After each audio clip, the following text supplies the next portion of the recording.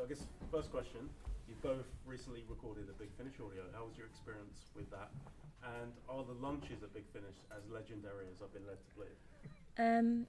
Well, Yeah. the lunches, we weren't at the studio where the lunches are meant to be amazing. So unfortunately we had a Sainsbury's finger buffet, I think. Yeah. Yeah, bit of sushi, bit of hummus. bit of hummus and a few samosas. Yeah. But I'd been told beforehand the lunches are legendary, Yeah. so I built my, in my imagination, I imagined a bit more sumptuous feast. But we weren't. Is that right? We weren't in the we place. weren't there. Yeah. But it was very nice, But the days were quite long, weren't they? Yeah. They were, but fun. Oh, it was great. In fact, we've signed up. Well, Sorry. Sorry, David. Am I speaking out of turn? I don't know. No, I don't know. But I What think was it like for both of you to get back into those characters in Big Finish? Well, it was just nice to see each other again, and Gemma and Jamie. Yeah. And it was, I think we slipped back into it quite easily, didn't we? Really. Yeah, definitely. It was like visiting an old friend, wasn't it? Yeah. It just kind of came naturally, and especially when everyone was together, it just felt like the family was reunited. Yeah, it was really nice. Yeah. We were quickly back into insulting each other. Yeah, all the time. The mutual disrespect. It's called banter, David. Banter, badinage. Banter. But before we did them, I assumed that they were old episodes that they'd unearthed, and then I got there and realised that they were all newly written. But they were so well written. Yeah. They were like in the style of that time, and they captured that era. Yeah, and they really did.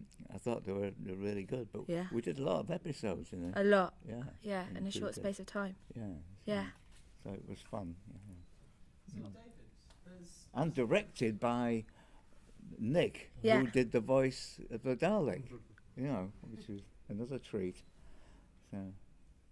Sorry, David. So there's always a lot of pressure for someone going in to play the Doctor.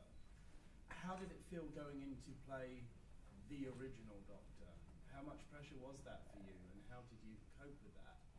Well, there wasn't any pressure to feel like I was playing the Doctor in Adventure in Space and Time, because I was playing, but the responsibility and the pressure came from portraying William Hartnell accurately, and because his granddaughter Jessica, who wrote a book called Who's There, I think it was, and so she gave me a copy of that. So that filled me in on a lot of his history, and of course having the benefits that we all had of seeing the original old black and white footage in order to play them. But the responsibility was in doing justice to someone who was a fine actor, one of the best British character actors of his time, but also the fact that he was a very very complicated man, and he had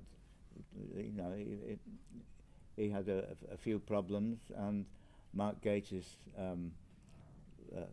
thankfully made him a completely rounded human being for all his virtues and his darker side, and so you felt it was an honest portrayal rather than just a kind of soft focus biopic, and so it felt coming back to it for the Christmas special, I thought, wow, this is like not an actor playing the actor who played Doctor Who. This is playing Doctor Who, and so I wouldn't say it was a pressure, because I'd had the background of playing in Adventure, and so all that kind of fed into it and helped. I think I would have found it difficult just playing the Doctor in the Christmas special without having done Adventure in Space and Time, which one of the best, if not the best experience I've ever had, really, because we did it in the conditions that they did it, more or less, didn't we, in a very short space of time. Yeah, and it was just super fun. Yeah, and it wasn't like any pressure to. We had fun along the way, and we got it done within the time. Yeah. Mind you, now it's easier nowadays for actors to work on TV than it was in Hartnell's time, because, as you probably know, they had no time for retakes or anything, and they had to negotiate those massive cameras and all those cables on the floor, and now we can just stop and say, sorry, can I pick it up from the previous line because I messed up. But yeah, it's more like a play then, wasn't it? More like doing it, Yes, and I should imagine the pressure of doing that, working in that way in the early 60s must have been enormous.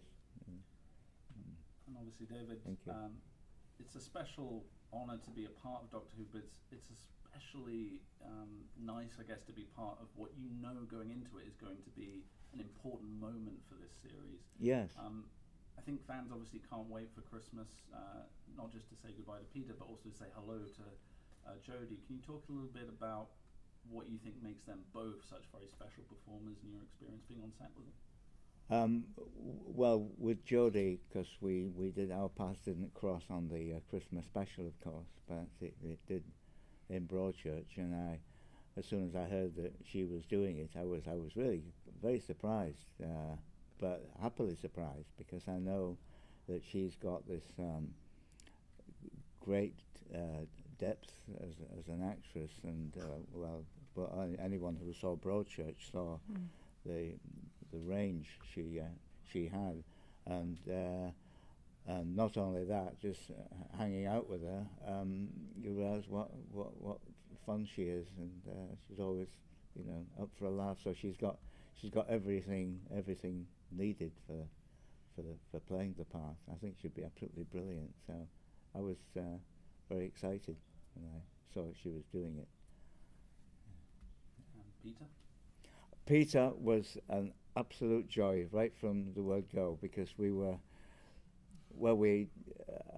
I'd never worked with him before, but I'd met him briefly when he came to the set of Adventure in Space and Time. Yeah, we didn't know that he was the Doctor then. No, and he said he didn't either, but he was a big fan, wasn't it? He was a big fan, yes, and I think a friend of Mark's, and so he just came in, and I think it was a while after that he just found out himself, so he said that he got the part.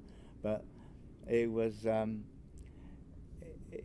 when someone's been playing something, such an iconic character for so long, you just don't know when someone has kind of ownership of the part for that long, and you just come in right at the end to share the screen with him, and what was a great story that they came up with, and I was so thrilled. I just said, as soon as they asked me to do it, I didn't read a script or anything. I just said, yes, please. And he was absolute joy. We had a lot of laughs, and well, we're not of the same age. I'm slightly more senior in terms of years, but we share a lot of territory in terms of people we've worked with and people we know and things that we've been involved in. So we, he was just great fun, and we just, in between takes, we just never stopped talking. And when I had guests visiting the set, he was just he took so much care and attention to make sure that they had a good time.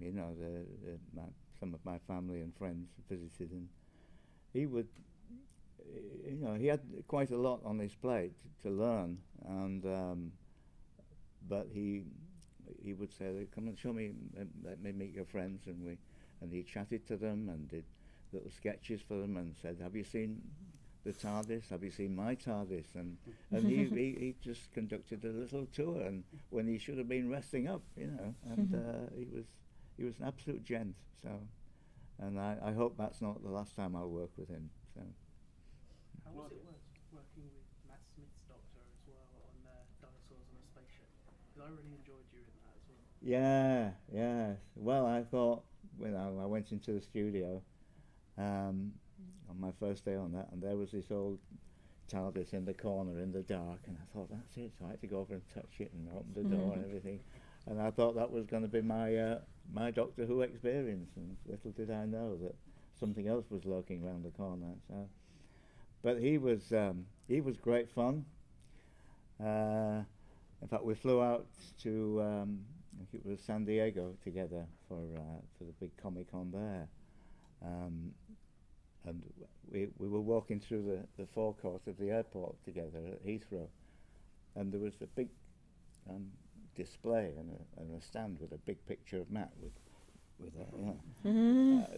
more than life size, and they were promoting the show, and we were walking through the concourse on the way to the gate, and he said, just a minute, and he walked over and he said, what's going on here then? And he said, oh, it's a Doctor Who thing that we're doing, and I hope you like it and everything. And nobody clocked him. He'd had a bit of a haircut for some other TV he'd done. But amazing, he was chatting to these people for quite a few minutes, and nobody clicked that he was. Claudia, did you get to spend any time with Carole Ann Ford when you were researching the part? I had, before we started filming, I had a really long telephone conversation with her, where she just told me everything that she could possibly tell me. She's a really lovely woman. And then she visited the set a couple of times, I think. Yeah. To kind of see what was going on, if I had any other questions for her. So I got to chat to her quite a bit, which was really helpful. Yeah. David, do you think you'd be willing to come back to the TV series as the first Doctor at some point in the future if they asked you? Oh, if they asked me, yes. I'd bite their hand off. I think it would be fun, yes.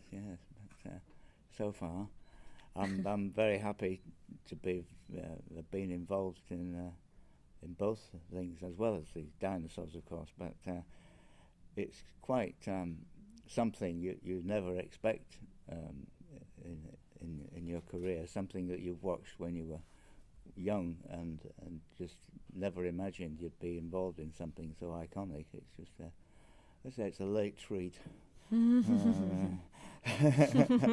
So yes, if someone wanted to do that, I'd be very interested. Yeah, of course. David, what was the chemistry like between your Doctor and Peter's? It was fun because it's like these two different generations, and Hartnell's Doctor came from a time which wasn't so, let's say, PC, and he comes in and he brings all that 1960s